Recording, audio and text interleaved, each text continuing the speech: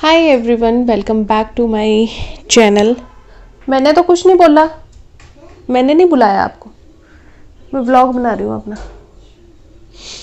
तो आज का जो टॉपिक है, मतलब ये कोई व्लॉग नहीं है, बट बहुत से लोगों ने मुझसे रिक्वेस्ट की थी कि आप अपने जो फर्स्ट प्रेगनेंसी की जो जर्नी है या डिलीवरी स्टोरी है वो ज़रूर शेयर करना। तो मैंने सोचा कि चलो वो भी कर ही देते हैं, अभी थोड़ी देर के लिए टाइम मिला है तो कर देते हैं। थोड़ा सा ना बाहर की तरफ से रोशनी बहुत ज़्यादा आ रही है तो फेस पे ना ठीक है आई थिंक। तो मैंने सोचा कि चलो आप लोगों के साथ शेयर कर ही देती हूँ। तो ज़्यादा टाइम वेस्ट नहीं करूँगी आपका, मेन जो भी जैसे जैसे होगा वो मैं आपको बता देती हूँ। तो ये बात है 2015 की, 2015 की 15 तारीख को, आई थिंक 14 या 15 फरवरी को कंफर्म हो गया था कि मैंने कंसीव किया है। और यहाँ पे मैं मेंशन कर देती हूँ कि मुझे ना कभी भी ऐसी इस तरीके की कोई दिक्कत नहीं थी, कंसीव करने में कोई प्रॉब्लम थी या कुछ भी है। कभी ऐसा नहीं हुआ, ना फर्स्ट प्रेगनेंसी में ना सेकंड में। इजीली जो है आराम से कंसीव हो जाता था। और भगवान करे सबको जो भी ट्राई कर रहे हैं उनको आराम से जो है कंसीव हो जाए, कोई दिक्कत ना हो। अगर किसी को कोई दिक्कत भी है तो वो जल्दी से ठीक हो जाए। तो उसके बाद जो है फेब्रुअरी 14 या 15 कुछ ऐसे एग्जैक्ट मुझे याद नहीं है, या आई थिंक 16 या 17 कुछ ऐसा टाइम था जब कंफर्म हो गया था कि हाँ मैंने कंसीव कर लिया है। तो कहीं ना शुरुआत में मेरे मन में यही डर रहता था, सब लोगों के ऐसे केस सुन के कि मिसकैरेज हो जाता है, ऐसा होता है वैसा होता है। तो वो जो डर है ना वो मेरे दिल में भी था। और फर्स्ट प्रेगनेंसी में क्या होता है ना कि आप हर चीज़ से डरते हो, कुछ थोड़ी सी छोटी प्रॉब्लम भी हो जाए तो मतलब मन में जो है वो डर बैठ ही जाता है। तो अब मैं आप लोगों को सलाह दे सकती हूँ जो भी प्रेग्नेंट है या जो भी ट्राई कर रहे हैं कि इस तरीके का डर जो है अपने मन में अगर आप ना ही बिठाए तो ज़्यादा बेटर रहेगा। नॉर्मल जैसे चीज़ें चल रही हो वैसे ही चलने दो। जितना ज़्यादा हो सके लाइफ में जो है वो पॉजिटिव रहना है। और ख़ासकर प्रेगनेंसी के टाइम पे कोशिश कीजिएगा कि जितने ज़्यादा आप पॉजिटिव रह पाएँ उतना पॉजिटिव रहने की जो है वो कोशिश करना। फिर उसके बाद जो है फर्स्ट प्रेगनेंसी में मुझे नींद बहुत ज़्यादा आती थी। फर्स्ट ट्राइमेस्टर में बहुत ज़्यादा नींद आती थी दिन में। मतलब कई बार ऐसा होता था कि नीरज ऑफिस जाते थे सुबह और मुझे दरवाज़ा तक बंद करने की याद नहीं रहती थी, इतनी ज़्यादा मुझे नींद आती थी। तो ये सब कुछ चला 3-3.5-4 महीने तक। वॉमिट वगैरह वो सब कुछ था मुझे, मतलब उस टाइम पे भी स्मेल, खाने से स्मेल आना, ये सब कुछ दिक्कत मुझे थी। तो उसके बाद फिर अप्रैल मई में जो है वो मम्मी आ गए थे, बट तब तक ऑलमोस्ट ये जो सारी दिक्कतें थी वो मेरी ठीक हो गई थी, मुझे इतनी कोई प्रॉब्लम नहीं थी। फिर उसके बाद जून की बात है, जून में क्या हुआ कि वैसे तो मतलब नीरज की जो ट्रांसफ़र है वो उस टाइम पे भी ड्यू थी, पता था कि ट्रांसफ़र होनी है, बट कहाँ होनी है ये कुछ नहीं पता होता था। तो ये हमेशा हम लोगों का रहता ही है कि ट्रांसफ़र का कुछ पता नहीं होता कि कहाँ पे होगी कहाँ पे नहीं। तो हमने सोचा कि शायद हिमाचल में ही कहीं होगी, पहले ये सोचा था। लेकिन हिमाचल में ना होके अचानक से इनकी जो ट्रांसफ़र है वो जून में हो जाती है लखनऊ। वो एक टर्निंग पॉइंट था प्रेगनेंसी में, क्योंकि प्रेगनेंसी में चाहे आपके साथ जो मर्ज़ी हो, कोई भी रहे आपके साथ, बट आपका जो लाइफ पार्टनर है ना अगर वो ना हो तो बहुत ज़्यादा लाइफ डिप्रेसिंग सी हो जाती है। क्योंकि बहुत सी चीज़ें ऐसी होती है जो हम बाकी लोगों से शेयर नहीं कर पाते हैं, सिर्फ अपने हस्बैंड से ही शेयर कर पाते हैं। तो सेम मेरे साथ भी यही दिक्कत थी। उसके बाद के जो टाइम था ना वो बड़ी मुश्किल से, मतलब मुझे बहुत डिफ़िकल्ट लगता था कि टाइम कैसे निकल रहा है, अच्छा नहीं लगता था। और रात भर मुझे नींद नहीं आती। फर्स्ट प्रेगनेंसी में मुझे सिर्फ फर्स्ट ट्राइमेस्टर तक ही जो है वो नींद आती थी। उसके बाद मेरी नींद सब कुछ गायब हो गया था, नींद नहीं आती मुझे, पूरी रात जागी रहती थी। सुबह के टाइम हल्की फुल्की सी नींद आती थी। तो ये बहुत ज़्यादा दिक्कत थी। फिर जैसे तैसे टाइम निकल गया, ये लखनऊ आ गए, बीच बीच में कभी कभी आते रहते थे। फिर उसके बाद डिसाइड हुआ कि हम लोग उस टाइम पे हमीरपुर में रहते थे, जब मेरी फ़र्स्ट प्रेगनेंसी थी हमीरपुर में रहते। फिर हमने डिसाइड किया कि अब हमीरपुर में तो नहीं करवा सकते थे क्योंकि वहाँ पे हॉस्पिटल की बहुत ज़्यादा दिक्कत थी। फिर ऊपर से ये भी था कि साथ में कौन रहेगा, क्या है क्या नहीं है। तो हमने डिसाइड किया कि जो डिलीवरी है वो हम लोग शिमला में करवाएंगे। उसके बाद मेरे मम्मी पापा आए अगस्त में, वो मुझे लेके मायके चले गए। वैसे हमारे यहाँ पे ऐसा कुछ रूल नहीं है कि आपकी फ़र्स्ट प्रेगनेंसी या सेकंड प्रेगनेंसी मायके में ही डिलीवरी होती है, ये सब कुछ हमारे यहाँ पे नहीं चलता है। सही से हो जाए चाहे जहाँ मर्ज़ी करवाओ, ये होता है। तो फिर हम चले गए जी, मम्मी पापा आए गाड़ी करके और वो मुझे लेके चले गए मायके। तो ये अगस्त की बात है और मेरी जो ड्यू डेट थी वो थी 13 अक्टूबर, 13 अक्टूबर थी। फिर अगस्त में जब घर चलेगी तो वहाँ पे भी मैं खूब चलती फिरती थी। जैसे लोग बोलते हैं ना कि चलती नहीं है फिरती नहीं है, तो इसीलिए नॉर्मल डिलीवरी नहीं हुई। तो यहाँ पे मैं बता दूँ कि मेरी सी सेक्शन थी। कैसे हुई सी सेक्शन वो भी मैं आपको बताऊँगी, क्यों सी सेक्शन के लिए जो है हमें क्यों सी सेक्शन करवाना पड़ा वो मैं बताऊँगी। तो ऐसा ये सब कुछ हुआ। मैं जो मायके चली गई तो फिर मैं मम्मी के साथ जंगल वंगल सब कुछ, जैसे भी मम्मी घास के लिए जाते हैं कुछ भी, तो मैं उनके साथ निकल जाती थी, टहलती रहती थी। फिर भी मुझे रात रात भर नींद नहीं आती थी, बहुत दिक्कत होती थी। रात रात भर मैं वहाँ पे घर का जो हमारा हॉल है उसमें घूमती रहती थी। और अभी तो वो किचन हमारा नया बन गया, उस टाइम पे हमारा नया किचन भी नहीं था। पुराने वाली किचन थी जो मैंने आपको दिखाई थी ना, टीन वाली जो किचन थी वो थी। फिर उसके बाद क्या हुआ कि फिर मैंने वहाँ से चेकअप करवाने के लिए शिमला जाना शुरू कर दिया। तो वहाँ पे हर 2 हफ्ते में, 2 या 3 हफ्ते में चेकअप के लिए, नॉर्मल जो रूटीन चेकअप रहता है उसके लिए बुलाते थे। तो घर से गाड़ी करती थी मैं, वहाँ से 2.5-3 घंटे का रास्ता है शिमला के लिए मेरे मायके से। तो वहाँ से गाड़ी करके फिर मैं शिमला जाती थी और चेकअप वगैरह करवा के कई बार शाम को ही वापस आ जाती थी। कई बार ये होता था कि हमारा जो शिमला में है एक रेंट पे रूम था, तो हम लोग उसी रूम में चले जाते थे।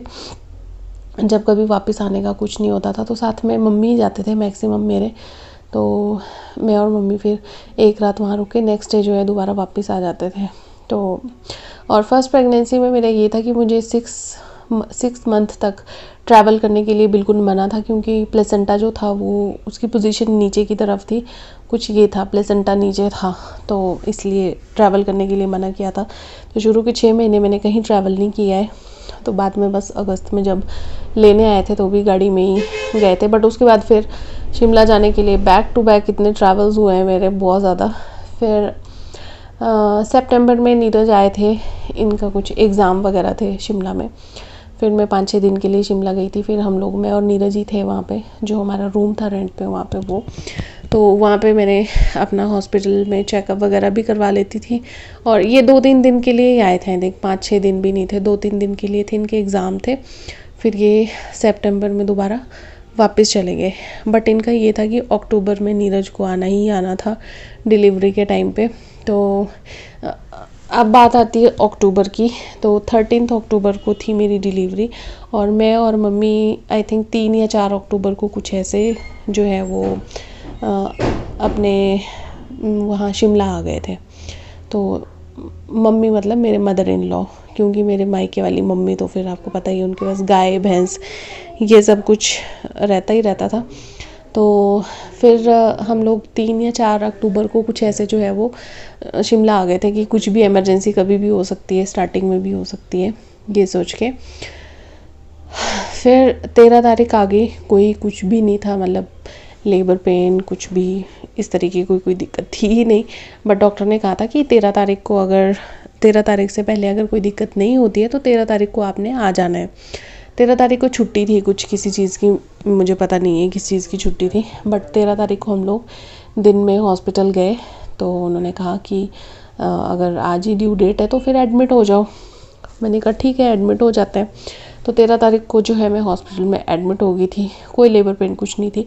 तो 14 को जो है उन्होंने सुबह 4-4:30 बजे जो आर्टिफिशियल पेन्स के लिए मेडिसिन देते हैं वो दिया। तो उस दिन भी मुझे कोई पेन वगैरह कुछ भी नहीं था। तो तो 14th जो है वो भी ऐसे निकल गई। 14th की रात को हल्की फुल्की सी मुझे दर्द थी 14th अक्टूबर को, पर वो भी मतलब वैसी नहीं थी कि सहन नहीं कर सकते कुछ भी। फिर उसके बाद 15th को मॉर्निंग में दोबारा उन्होंने वो जो 2 बार ही वो मेडिसिन जो है वो देते हैं आर्टिफिशियल पेन के लिए, तो 15th को दोबारा यही सुबह 4 साढ़े 4 बजे दोबारा हुआ, मेडिसिन दी उन्होंने। और उसके बाद क्या हुआ कि मुझे आर्टिफिशियल पेन जो है वो धीरे धीरे स्टार्ट हो गई, और शाम तक जो है मुझे नॉर्मल पेन्स भी, लेबर पेन भी स्टार्ट हो गई थी। फिर मुझे बैक टू बैक जो है वो पेन्स शुरू हो गई थी हर 2 या 3 मिनट में।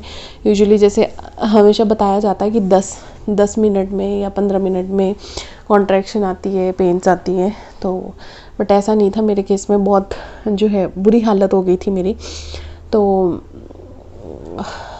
हो क्या रहा था कि डायलेट नहीं हो रहा था, 3 सेंटीमीटर से ज़्यादा नहीं हो रहा था। आई थिंक वो 10 सेंटीमीटर तक होना चाहिए डायलेट होना, तभी नॉर्मल डिलीवरी के लिए ट्राई कर सकते हैं।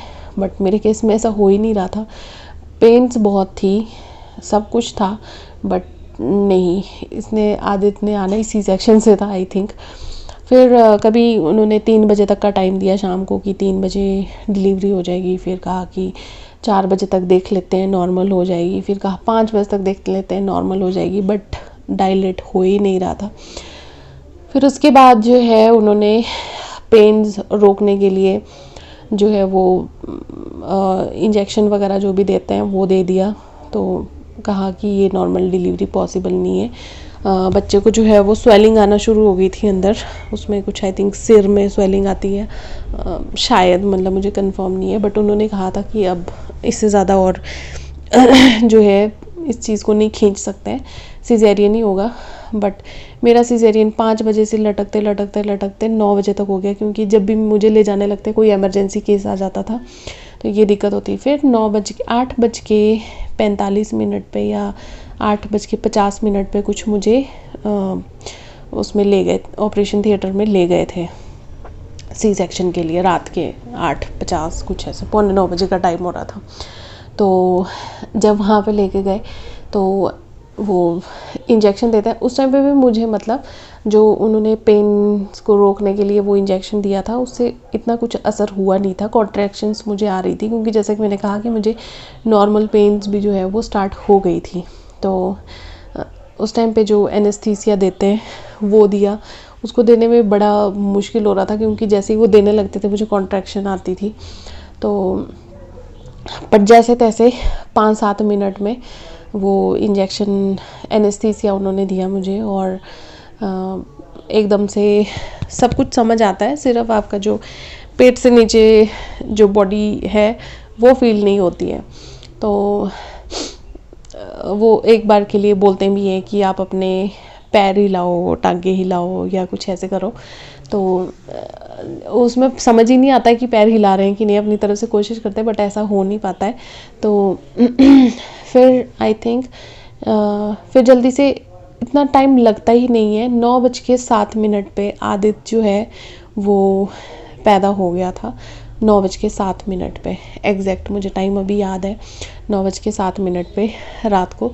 और उस टाइम पे नवरात्रे थे, तीसरा नवरात्रा था उस दिन, जिस दिन आदित्य हुआ था।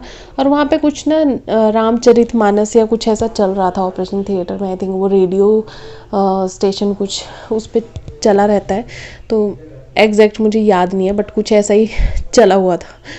तो 9:07 पे ये हो गया। उस टाइम पे मुझे पता नहीं था कि क्या हुआ है क्या नहीं हुआ है, क्योंकि जो उस टाइम पे उन लोगों की लैंग्वेज होती है वो समझ नहीं आती है कि MCH या कुछ ऐसे होता है ना, MCH FCH, मेल चाइल्ड या फीमेल चाइल्ड, कुछ ऐसा होता है। बट वो हम लोगों को उस टाइम पे लैंग्वेज इतनी पता नहीं होती है डॉक्टर्स की।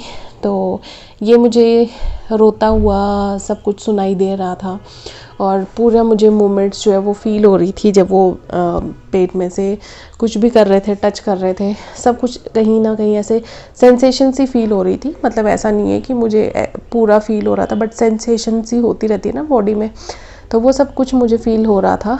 और इसको तो फिर उतने में साफ़ वगैरह करके सब कुछ क्लीन करके मेरी सिस्टर की वहाँ पे उस टाइम पे ट्रेनिंग में थी, उसने बीएससी नर्सिंग कर रही थी, तो उसकी जो इंडस्ट्रियल ट्रेनिंग है वो वहीं पे ही चल रही थी उसी हॉस्पिटल में, तो वो वहीं पे ही थी। तो उनको जो है आदित्य को उनके पास दे दिया था। उसके बाद मुझे आई थिंक 9:07 पे आदित्य हुआ था। मुझे आई थिंक 9:45 बजे करीब जो है वो ऑपरेशन थिएटर से बाहर निकाला था, क्योंकि उसके बाद वो पूरा साफ़ करना, फिर स्टिचेस वगैरह लगना, ये सब कुछ जो है वो प्रोसेस चलता रहा। तो मुझे हाँ 9:45 बजे कुछ ऐसे करीब निकाला था। और एकदम से ना सब लोगों की प्रायोरिटी देखो कैसे चेंज हो जाती है। कोई ये नहीं देखता कि ये बंदा, इसका पेट कटा हुआ है, इसको भी पैम्परिंग की ज़रूरत है, ना भाई ना। सारे बच्चे भी झपटते हैं कि मुझे पकड़ाओ, मुझे पकड़ाओ, मुझे पकड़ाओ।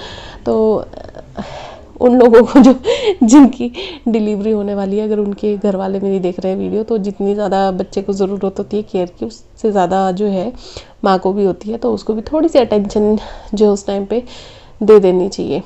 फिर मैंने गवर्नमेंट हॉस्पिटल में ही डिलीवरी करवाई थी, क्योंकि हिमाचल के जो गवर्नमेंट हॉस्पिटल है वो बहुत बढ़िया है। तो KNH कमला नेहरू हॉस्पिटल में ही मेरी डिलीवरी हुई थी। फिर उसके बाद जो है 6 या 7 दिन में 15 तारीख को आदित्य हुआ था, मतलब एक्सपेक्टेड डेट के 2 दिन बाद 15 तारीख को, और 20 या 21 तारीख को कुछ जो है हॉस्पिटल से हमें डिस्चार्ज कर दिया था।